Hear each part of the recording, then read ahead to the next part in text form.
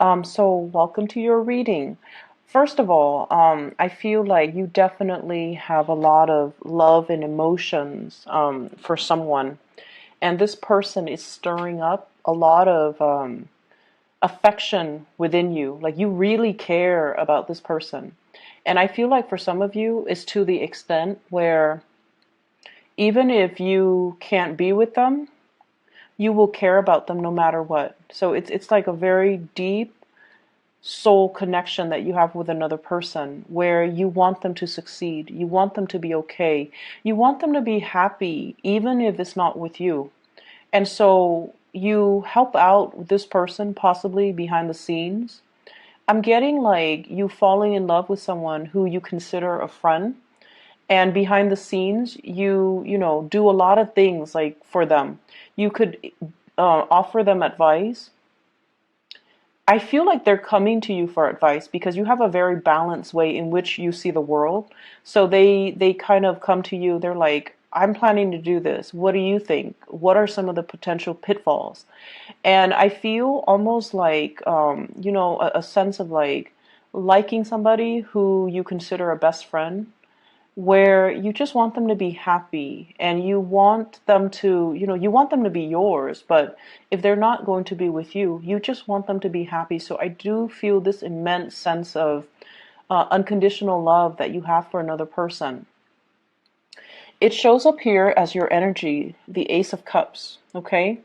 Having love for somebody, feeling this immense, immense love overflowing out of your heart to another person.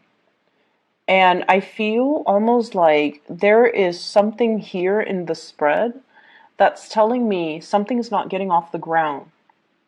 You could be working with this person, they could be a friend, and so you might not want to mess up the working dynamics or the friendship. And as a result of it, you don't let your feelings known, even though you feel it immensely. The person that you're dealing with, they show up as the Ace of Wands. I'm drawn to the scars. This is somebody that might have a lot of scars on their hands. Like physically, literally, they might have a lot of scars. Or it's somebody that really grabs life by the horns. They're adventurous, they're risky, they might not stay around in one place. They're trying to make a lot of things happen for themselves. They're also somebody that you might feel they're not going to stick around. So I don't want to I don't want to kind of like limit their options. I don't want to keep them with me. I want them to roam. For some of you, you might be dealing with a fire sign, Sagittarius, Aries, or Leo. And there is a sense of destructiveness with this person. Either they are, prone to being very impatient and make bad decisions and impulsive and go after the first thing that they see, or there is a carelessness about them in the way that they live their lives. They might be here, like here today, gone tomorrow. And I'm once again drawn to the scars. So it might be someone who's accident prone, or somebody that likes to create, tension and conflict in a situation. And so as much as you care about this person, I feel like you don't feel safety in their love, or you don't feel like they're the right person for you, even though you feel an immense sense of attraction and just kindness and like this soulful connection that you have with another person. And I feel like for many of you, especially, I see a very strong singles vibe. For many of you, you're not short on suitors. You're not short on attention from other people. But there is somebody in your midst that is very dynamic, very different, very colorful. They bring a lot of excitement into your life. If you feel like you've just been going through the motions, working hard and just getting through things, work and home too, then I feel like this person, they bring a breath of fresh air, or they're so exciting to be around. But for whatever reason, you don't trust. It's like things are just not getting off the ground for whatever reason. Um, Taking two steps forward, one step back. It's like things are very, very slow, even though there's a lot of attraction and there's a lot of love. something's not getting off the ground. So I'm inclined to believe like could be a friend that you're falling for, or somebody in your work environment, and you don't want to ruin the dynamics. The person could also have a lot of suitors. This is a card about communication and the arrows of love. She's kind of either pushing for the communication or she is blocking off the communication. It's somebody who is inundated by too many text messages, too many emails, too many messages, like through Messenger. So it's somebody that has a lot of attention, that a lot of people like, and they might have a lot of things going on in their lives, and they're trying to sort things out. They're trying to manage, and they're trying to, they might have a lot of options as well. And so you see them as someone who's quite popular, very dynamic, very fun to be around, but you fear that as much as you love them and as much as you feel for them, you just you feel like they're not a safe choice. They're not a traditional type of a person that you would, normally go for. They're different. And so it can feel a little bit scary. It can feel a little bit scary. I feel like you're dating somebody or interested in somebody who is very different from the types that you dated in the past.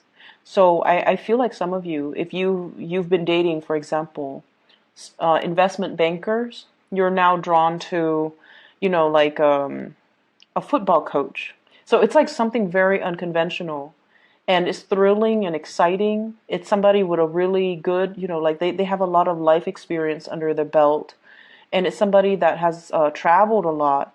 It's somebody that is, they see the world as a place to explore. And if they come to you and they're like, hey, let's go exploring, you feel like you can't really trust them to be a good relationship partner.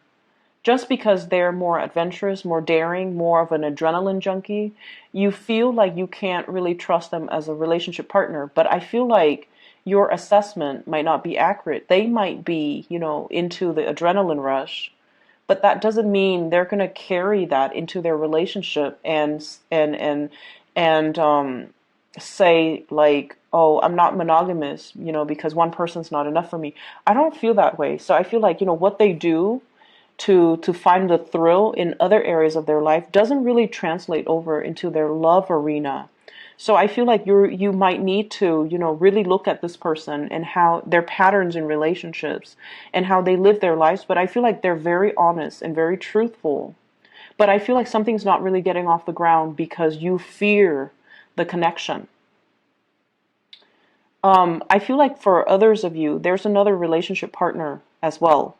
And what I have is somebody that's offering you something very solid, someone who's very hardworking, somebody who's like a safer choice. They're predictable, they're romantic.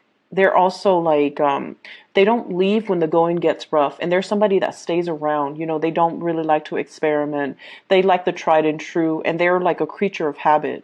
And I feel like it might be an earth sign, a Taurus, a Virgo, or Capricorn. And I'm also feeling like you might be drawn to a workaholic, not an alcoholic, a workaholic. Someone that takes their jobs really, really, really seriously. They might be a little bit dull and boring, and they're all work, work, work, and they don't really talk about anything else. And I feel like you want to offer this person some fun, some excitement, but it just seems like you can never get past that friend zone, okay, for whatever reason. It might be the environment that you're in, so bring them out of that environment and bring them into your world, and then introduce them to new things. I feel like it's just a matter of you taking the initiative to kind of bring them away from their natural habitat and then crossing over to your world so you can show them some fun. You can show them how you do things so that the two of you can be alone. So finding alone time, I feel like if there's a stalled relationship or if things are just not really getting off the ground, finding a way for you to kind of bring them into your world, either solicit them for a date or, tell them to meet you for coffee, or tell them to, hey, why don't you take a break from work and come with me for a walk? Be very, very nonchalant about it, or be very like, just be very just don't come into it expecting, let's have a big date. Just so you can make that initial connection with them and then get to know them a little bit better, because I feel like your initial assessment might not be accurate about a specific person. And so I feel like there is someone who's very exciting, and there then others of you who are dealing with someone who's like all work and no fun. And you find them really, really fascinating as well, even though, right off the bat, you feel like, oh, they're boring. They don't seem like they have anything else. They're just like so work focused. But I feel like your assessment of a person might not be accurate for this week. But either way, I feel many of you are naturally very, very drawn to another person, and you want to spend the time with them. I see many of you kind of like, every time, in conversation with other friends or other people, if their name comes up, you kind of, it rattles you a little bit. And I see somebody like right outside your door, you're outside their door, kind of hovering, trying to rehearse in your mind, like, what should I talk to them about? How should I need to plan out the conversation so that I have something to say. Otherwise, there's going to be that awkward silence. So I feel like you're trying to rehearse a conversation in your head, or you're trying to think of like talking points so that the conversation doesn't lag, or there's no lull in the conversation, and that would in turn, create the awkward silence. I see you wanting to get to know somebody, wanting to like, get them out of their element so that you can get to know them more on a personal level. But nothing is really being done. It's like admiring somebody from afar, but there's no concrete actions taken from your end to make it a reality. Okay, so this is something we need to work on. We need to make our intentions a little bit more known, and we need to be a little bit more verbal with, hey, why don't you take a step away from work and, go for a walk with me or get some coffee with me? Or you can say like, you've been working really hard. You want to take a break and, do this with me? I feel like that would be a really non-threatening, non-committal way to spend time with somebody in a platonic way without giving your intentions away. So if you don't want them to know that you like them, but you want to spend one-on-one time with them, it would be a really good way for you to, get your foot in the door, okay? Other areas of your life, Libras, I feel like the emotional life spilling into this spread here. And what I'm seeing here is we have the Justice card, which is your card. And what it's telling me is there needs to be a better balance of emotions and in the work environment, okay? Balancing out emotions in the work environment. And especially for those of you who are in positions of power. We have the Emperor here. This is someone who is very prominent, very revered and respected in the work environment. So if you are in a work environment where you're managing people, you're managing personnel, you need to learn to be very, very impartial and very fair. So that means treat one person the same way that you would treat another person. And, it seems very, very intuitive, right? But I feel almost like, and this is a natural inclination for all of us, we have people that we gravitate towards. We have people that we like more than others. We have people that we're a lot more compatible with than other people. And in a management position, we need to separate those personal relationships or those personal feelings in the way that we treat our personnel, in the way that we treat our coworkers, in the way that we treat other people. So erring on the side of fairness and integrity, I feel like that's going to be very crucial for you. It sets you apart as management material. And it also creates an environment, like a really good working dynamics in the team atmosphere, where people can come to you because they know that you are very impartial, and they know that you are fair-minded, and you won't, so that you will give proper advice to everybody. So I feel like, being a lot more impartial, being more understanding, and being a little bit more, it's like taking the moral road, okay? Taking the high road. living up to your true potential, being a really good leader, and being very impartial in how you deal with your subordinates. And then for others of you who are not in management, supervisory, positions, I almost feel like you might be experiencing this in a work environment where you are admiring somebody because of their ability to solve problems or their ability to be very impartial and very fair. Even if they don't like somebody, they don't make it known. They just treat everybody like one person is exactly like the next. And I feel like that's really going to create like a paradigm shift within you. And I feel like you are in awe and admiration of this person.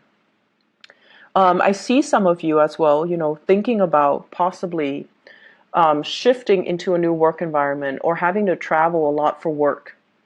I see you signing up for assignments. I see you as well. I feel like we have here the Two of Wands and the Chariot. Both of these are travel cards, long distance travel. Traveling in order to land a work assignment. Traveling and then coming back and then disseminating information or sharing information. So I see like you traveling from one place to the next, or going from your branch to another branch, seeing how they do things, and then bringing that information and that knowledge back to your company and talking to a higher up, a supervisor or manager, and sharing the information. I see some of you as well, sometime for this week, being called upon to kind of like provide honest feedback on a person. And I feel like if you're one of your employees or one of your coworkers might put you down for a reference and you're getting some callback. And I feel like if you have somebody that you feel is underperforming, they ask you, can you be my reference? And you don't know what to say. You don't want to lie and say, yes, I will give you a sterling, letter of recommendation. But at the same time, you don't want to say, no, I will not, and hurt their feelings. So there are a lot of like middle ground things that you kind of need to work on. And there are just, honesty is the best policy, okay? Don't worry about upsetting people. If they're upset, that's kind of on them. You need to be truthful and honest. And I just feel like you're kind of stuck between a rock and a hard place. You don't want to hurt someone's feelings, but at the same time, you might not feel like you want to recommend them for something. So I see that element coming in here. And I see you, whenever you're in a work environment, you work really hard.